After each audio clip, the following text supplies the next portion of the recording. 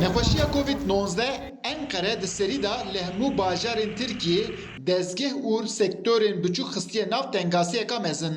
Esnafên ku beş ji bo debara xwe kar dikirin wek kafe, restoran, gazîno û her wekî din heta biryareka resmî ya din wê kar nekin. Di nav vanan da bes restoran dikarin ji bo der serwîs bikin.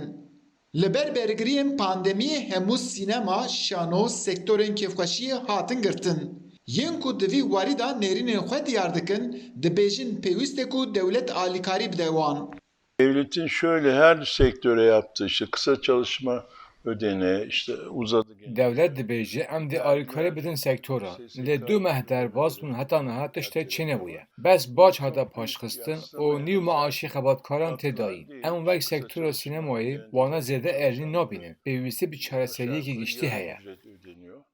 Di rojên çûyî da Serokkomarên Tirkiye Recep Tayyip Erdoğan di axaftineka xwe da ragihand ku ew ê 5 milyarên Tirkî ji bo sê meha hîbe veqetînin û bidin esnafan. Li Tirkiye nêzîkî 1 milyon û 700 hezar esnaf hene. Ev jî diyar dibe ku dê hemû esnaf nikaribin pere bigirin. Virüs kapıda abi baktığın zaman Vîrusa korona êdî li derî da ye. Hatina wê yekser em xistine nav tengasiyê. Hûn jî dibînin mişterî tune ne. Ji ber ku kes nikare tiştekê bikire. Pêwîstiya me esnafan pê pêşgiriyê heye. Esnaf li bendêne ku soza ku hikûmet daye bê cî.